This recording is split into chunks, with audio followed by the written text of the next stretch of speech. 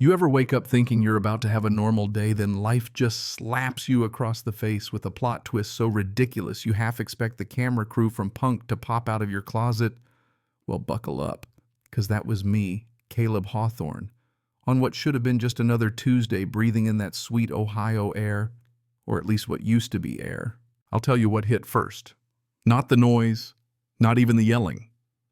It was the smell diesel exhaust thick enough to gag a goat burning the back of your throat, settling in with the scent of wet concrete, and what was left of my grandmother's hydrangeas, those blue and pink miracles that used to make this patch of land look like a Monet painting. Now the only thing blooming was chaos. And then the sound comes crashing in, bulldozers' gears grinding, tearing up ground that's seen 4 generations of my family's blood and blisters. I'm standing out there, in my best Navy suit. Yeah, the kind of suit that gets you handshakes in Washington, D.C., not stares from your neighbor's boots, half swallowed by the same mud my great-granddad used to call God's clay. Watching as the world I swore to protect gets diced up for a private runway. Irony. Sure, if you like your jokes dark. See, while I was up in D.C. swearing on a Bible about protecting rural America as the Secretary of Infrastructure imagined that the HOA, that's Homeowners Association for you city folks, was over here paving my organic farm into a landing strip for their Cessnas. I come home to find $180,000 of heritage tomatoes under concrete, my family's 100-year-old oak tree snapped like a matchstick, and our old well poisoned by runoff. The kicker, Veronica Sterling. Let me paint you a picture. Veronica Sterling, the kind of woman who could be the villain in a Hallmark movie if Hallmark did movies about real estate sharks and Louboutins. She marched up to my ruined garden heels, stabbing divots into the mud, and hands me this sad, crumpled $50 gift card to the hardware store. "This should cover your little damages, sweetie," she coos, voice dripping with that fake honey folks in D.C. use when they're about to knife you in the back. That's when the universe did one of those freeze frames, record scratch and all, and I realized, oh hell no, you just poked the wrong bear. Okay, let's rewind a bit, because I know you're thinking, Caleb, how'd it get this bad? See, I'm the 4th Hawthorne to work this 40-acre patch outside Maple Creek, Ohio. My great-grandfather Silas hacked it out of the wilderness in 1890, just an axe and pure uncut stubbornness. Every morning I'm up at 5:30 brewing coffee strong enough to put hair on your chest. Standing on the porch, listening to frost crunch under my boots, reminding myself that all the power in the world don't mean squat if you forget where your roots are. 6 months ago, I got tapped for Secretary of Infrastructure. Nice title. But you learn quick potholes are more than cracks in the road. They're cracks in trust. My wife, Ala, she runs the best farm-to-table bistro in 3 states.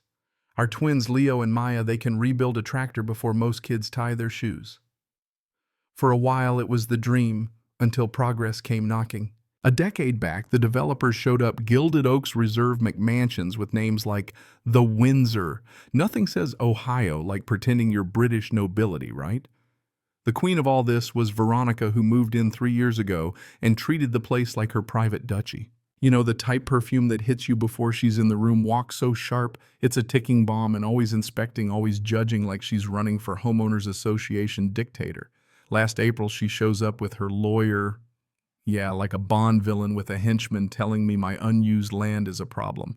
For the record, it's called crop rotation. Been around since, the dawn of time.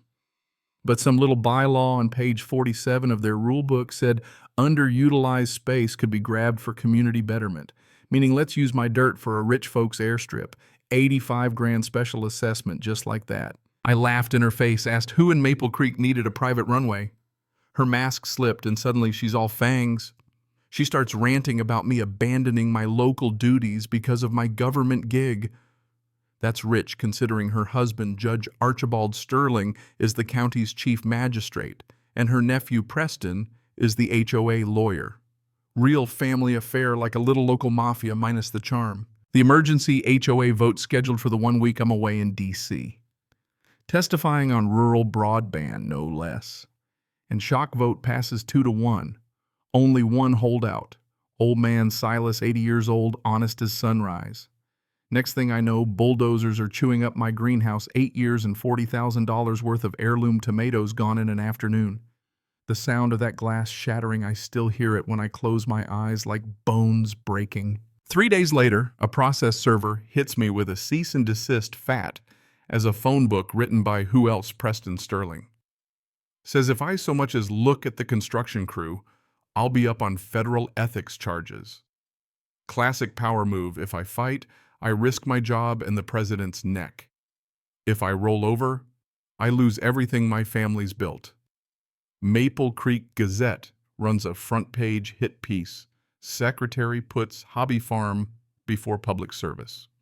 Sure, let's forget about the 4,000 dead tomato plants. But here's what growing up on a farm teaches you. You can smell a lie a mile away.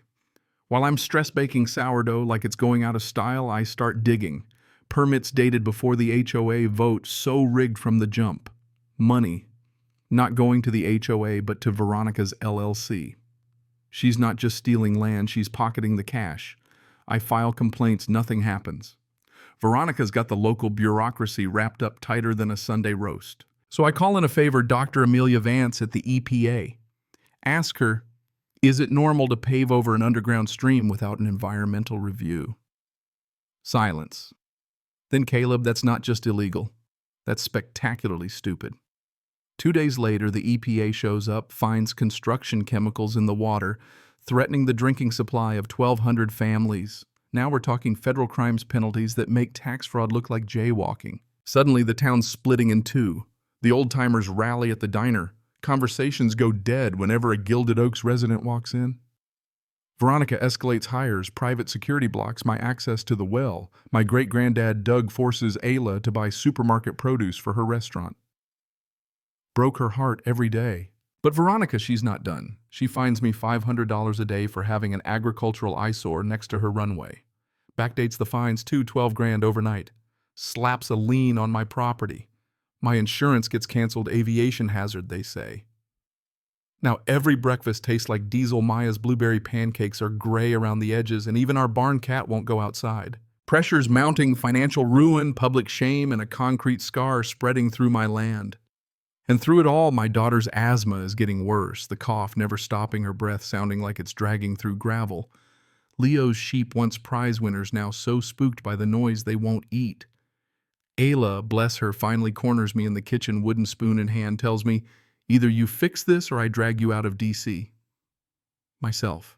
That's love and a threat you'd be wise to respect. But Veronica, she doubles down. Holds a community safety meeting, PowerPoints, and all demanding I move my equipment, stop farming so her planes can land. Then her crew slices through our main gas line, forcing an 18-hour evacuation. We spent that night in a motel smelling like old cigarettes and lost hope, wondering if our house would blow sky high before sunrise. When I call her on it, she shrugs and calls it an act of God.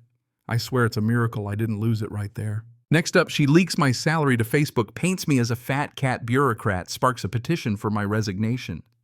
And an estate blogger picks up the story, twisting it till I sound like a dictator out to crush a neighborhood garden club. At 3 a.m., I'm pacing the floor, grinding my teeth, when I get the knock that changes everything. Old man Silas, bless his stubborn heart, shows up, shoebox in hand, whispering, "My late wife kept records. I think you need to see this." Turns out Silas's wife was county clerk for 30 years, keeper of every document in the county. Inside that box, the original 1924 right-of-way deed for the Baltimore and Ohio Railroad. Legal language yellow with age, but clear as day. A federal transportation easement doesn't vanish just because the tracks are gone. It covers the runway plus half the Gilded Oaks amenities. Veronica's palace sitting smack in a federal corridor. But here's the best part. Silas overheard her years ago talking to her lawyer she knew.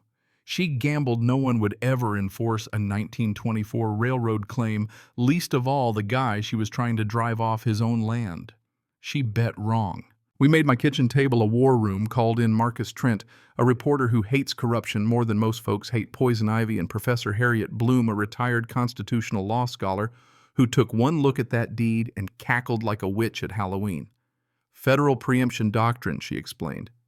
Your authority wipes local laws off the map. But we bided our time. Let Veronica dig her own grave. Marcus traced the money, Harriet prepped the legal firepower, and I hired a surveyor. The runway encroached by 180 feet couldn't have made it easier for me.